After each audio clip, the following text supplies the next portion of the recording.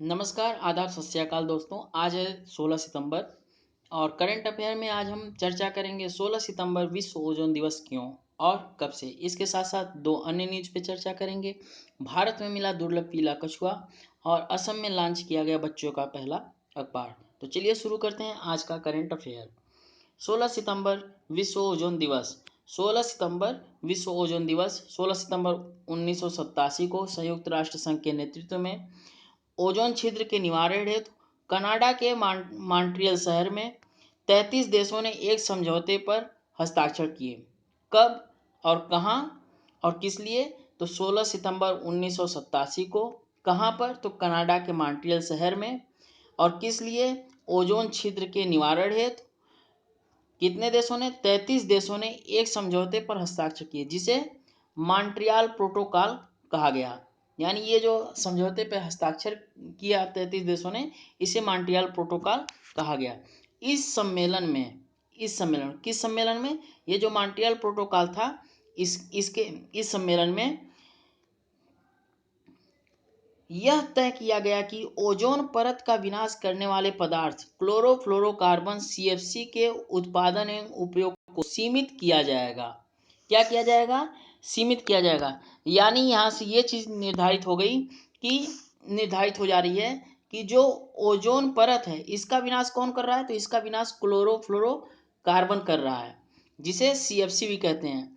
इसके उपयोग को सीमित किया जाएगा। यानी कि ओजोन परत के विनाश को रोकने के लिए क्लोरोफ्लोरोकार्बन के उपयोग को सीमित किया जाएगा। क्यों सीमित किया जाएगा और क्यों इसका विनाश रोका जाएगा? तो आइए देखते हैं आगे। ओजोन परत पृथ्वी के वायुमंडल की एक परत है। ओजोन परत पृथ्वी के वायुमंडल की एक परत है जिसमें ओजोन गैस O3 की सघनता अपेक्षाकृत अधिक होती है। यानी ओजोन परत जो है, वहाँ पे ओजोन गैस अधिक मात्रा में पाई जाती है, अधिक अन्य गैसों की अपेक्षा। ओजोन परत के कारण ही धरती पर जीवन संभव है। ओजोन परत के कारण धरती पर जीवन संभव है, मतलब क्यों? तो यह परत यानी जो ओजोन गैस की परत है, यह सूर्य के उच्च आवृत्ति के परावैंगनिक प्रकाश की 93 से 99% मात्रा को अवशोषित कर लेती है। यानी जो यहाँ पे बात करें परावैंगनिक प्रकाश की, तो जो सूर्य का प्रकाश आता है, उसमें जो हानिकारक परावैंगनिक किरणें होती हैं, उसकी 93 से 99% मात्रा ओजोन परत क्या करती है? अवशोषित कर लेती है। और यह समताप मंडल स्ट्रेटोस्फीयर के निचले भाग में पृथ्वी की सतह के ऊपर लगभग 15 से 35 किलोमीटर की दूरी तक स्थित है। यानी जो ये ओजोन परत है, ये कहाँ पे पाई जाती है? तो यह समताप मंडल स्ट्रेटोस्फीयर के निचले भाग में पाई जाती है। और पृथ्वी से मान लीजिए पृथ्वी की सतह है, तो इससे जब आप ऊंचाई की तरफ जाएंगे तो यह 15 किलोमीटर की ऊंचाई से शुरू होकर के 35 किलोमीटर की ऊंचाई के बीच में लगभग पाई जाती है। ठीक, इसमें और आगे बढ़ते हैं, जानते हैं ओजोन गैस के बारे में। तो ओजोन गैस जो है, यह एक गंधयुक्त गैस होती है और हल्के नीले रंग की होती है। ओजोन परत में ओजोन गैस की मात्रा अधिक पाई जाती है। ओजोन ऑक्सीजन का ही एक प्रकार है। यानी ये जो गैस है, ये गंधयुक्त होती है, हल्के नीले रंग की होती है और यह ऑक्सीजन का ही एक प्रकार है। और इसे O3 के संकेत से प्रदर्शित करते हैं। यानी ये ऑक्सीजन का एक प्रकार है और इसे O3 के संकेत से प्रदर्शित करते हैं। O3 के संकेत से क्यों? तो ऑक्सीजन के जब 3 परमाणु आपस में जुड़ते हैं, यानी ऑक्सीजन के जब 3 परमाणु आपस में जुड़ते हैं तो ओजोन परत बनाते हैं, यानी ओजोन का एक अणु बनाते हैं। ओजोन की परत की खोज, यानी ये जो ओजोन परत है, इसकी खोज 1913 में। कब? 1913 में फ्रांस के भौतिकविदों, यानी जो फिजिक्स के वैज्ञानिक होते हैं उनको भौतिकविद कहते हैं। कहाँ के? फ्रांस के। 1913 में फ्रांस के भौतिकविदों फैबरी चार्ल्स और हेनरी बुसोन ने की थी। ये जो ओजोन परत है, इसकी खोज 1913 में फ्रांस के भौतिकविदों फैबरी चार्ल्स और हेनरी बुसोन ने की थी। पृथ्वी के वायुमंडल में ओजोन ही वह तत्व है जो सूर्य से आने वाले परावैंगनिक किरणों को अवशोषित करता है। यानी सूर्य के प्रकाश के साथ जो भी हानिकारक परावैंगनिक किरणें आती हैं, उनको ओजोन ही अवशोषित करता है। इसके गुणों का विस्तार से अध्ययन, यानी इसकी खोज जो थी वो तो जो है कि फ्रांस के वैज्ञानिक फैबरी चार्ल्स और हेनरी बुसोन ने 1913 में की थी। लेकिन इसके गुणों का अगर बात करें तो इसके गुणों का विस्तार से अध्ययन ब्रिटेन के मौसम विज्ञानी GMB डॉब्सन ने किया था। कौन किया था? GMB डॉब्सन ने किया था। उन्होंने एक सरल स्पेक्ट्रोफोटोमीटर विकसित किया। यानी ये जो ब्रिटेन के मौसम वैज्ञानिक थे GMB डॉब्सन, इन्होंने एक स्पेक्ट्रोफोटोमीटर विकसित किया था जो स्ट्रेटोस्फेरिक ओजोन को भूतल से माप सकता था। भूतल यानी आपकी ये जो पृथ्वी है, आपकी ये जो पृथ्वी है, ये इसकी सतह से और ये जो ऊंचाई है, यहाँ से ओजोन गैस किस ऊंचाई से शुरू हो रही है और किस ऊंचाई तक पाई जा रही है, इसको इस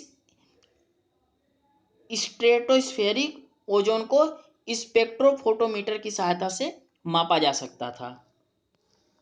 सन 1928 में, सन 1928 से 1958 के बीच ब्रिटेन के मौसम विज्ञानी GMB डॉब्सन ने, कौन?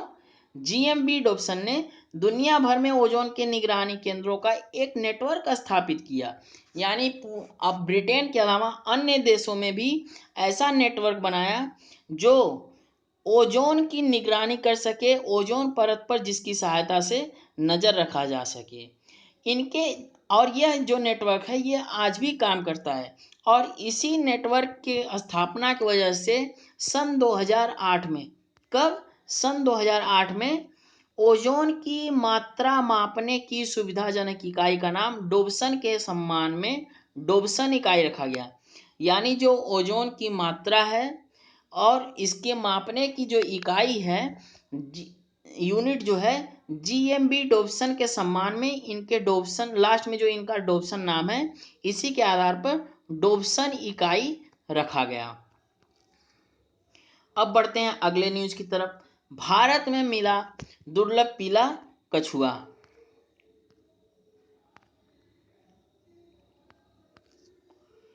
किसान द्वारा पाए जाने वाला दुर्लभ पीला कछुआ। पूर्वी भारत में एक किसान ने एक पीले रंग का कछुआ पाया। पूर्वी भारत, हम बात करें पूर्वी भारत की, तो आपका ये जो जैसे हमारा भारत है, तो ये इसके बगल में ये जो ऐसे बंगाल से सटा हुआ बंगाल और उड़ीसा लिए, ये मेघालय, असम, सिक्किम में, ये पूर्वी भारत में आते हैं। तो यहाँ पे पूर्वी भारत में एक किसान ने एक पीले रंग का कछुआ पाया है, जो विशेषज्ञों का कहना है कि एल्बिनिज्म का उत्पाद है। यानी ये जो इसका पीला रंग है, यह क्यों है? तो यह एल्बिनिज्म के कारण है, एल्बिनिज्म के कारण। वासुदेव महापात्रा ने कछुए को देखा जब वह उड़ीसा के बालासोर जिले के सुजानपुर गांव में अपने खेत में काम कर रहा था।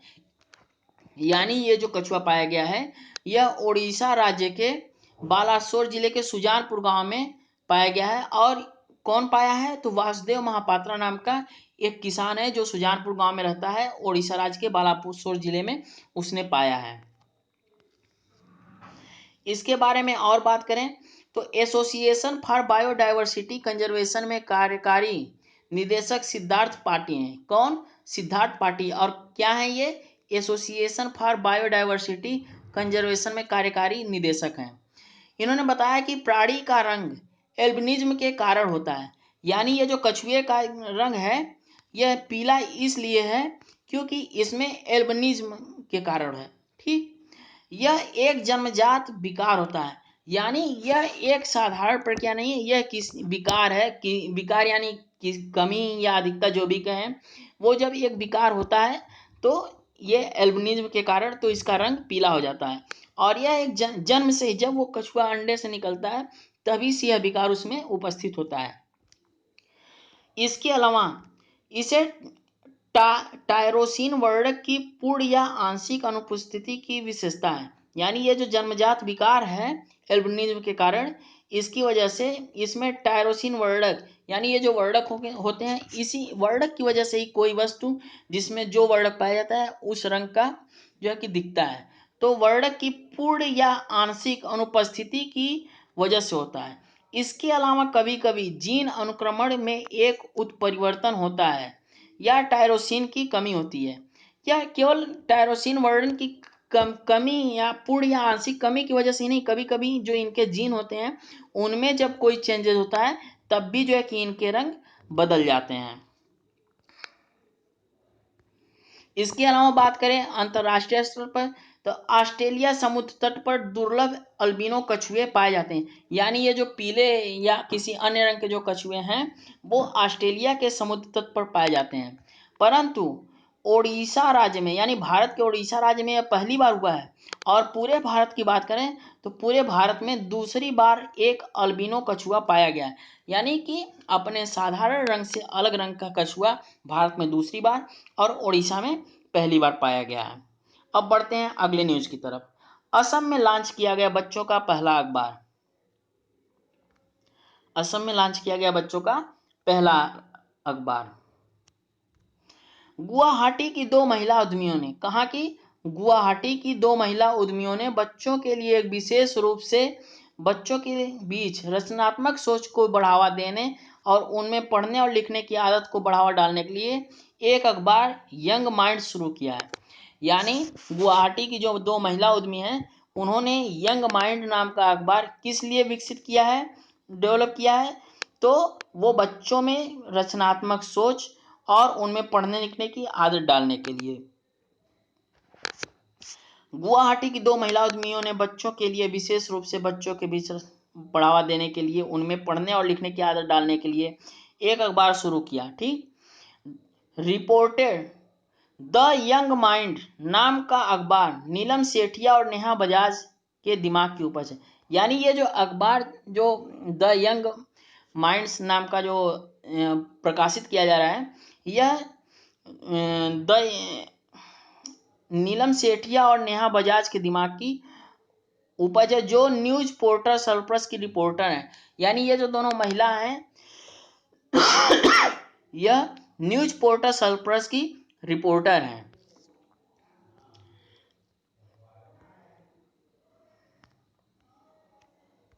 कथित तौर पर यंग माइंड्स, यह कथित तौर पर ये जो यंग माइंड्स अखबार है यह 14 वर्ष की आयु के बच्चों को 4 से 14 वर्ष की आयु के बच्चों को पूरा मार्गदर्शन करेंगे। इस साप्ताहिक अखबार या साप्ताहिक अखबार मतलब यह अखबार सप्ताह में सिर्फ एक दिन प्रकाशित होगा। ऐसी सामग्री शामिल होगी जो बच्चों को खेल, पहेलियों, मजेदार तथ्यों और समाचार, शब्दावली, विज्ञान और गणित के प्रयोग जैसी गतिविधियों में संलग्न करने में मदद करेगी। यानी इस अखबार में आपको बच्चों के लिए खेल, पहेलियाँ, मजेदार तथ्य, समाचार, शब्दावली, विज्ञान और गणित के प्रयोग जैसी गतिविधियाँ शामिल होंगी। यह बच्चों को अपनी कला और लेखन को प्रकाशित करने और मासिक प्रतियोगिता में भाग लेकर पुरस्कार जीतने के लिए एक मंच प्रदान करेगा। यानी इस अखबार के साथ साथ मासिक प्रतियोगिता भी कराई जाएगी जिसमें जीतने वाले बच्चे को पुरस्कार भी प्रदान किया जाएगा।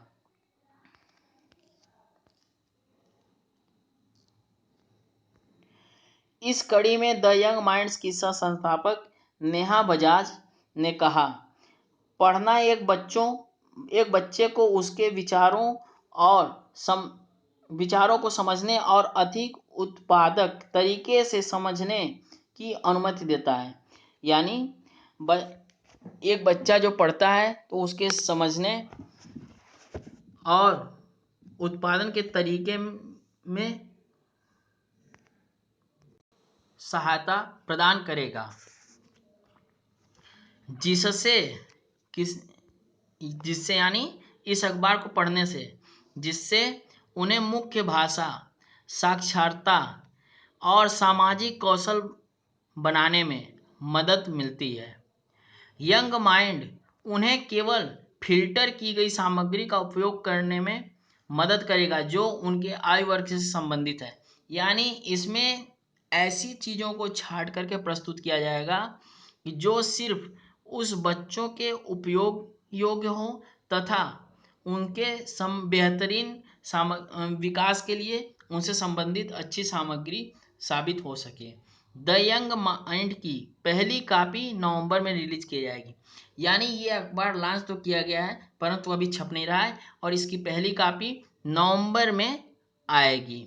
अगर आपको हमारा करंट अफेयर का वीडियो अच्छा लगा तो इसको ज़्यादा से ज़्यादा शेयर करिए और चैनल सब्सक्राइब करना ना भूलिए। वीडियो देखने के लिए धन्यवाद।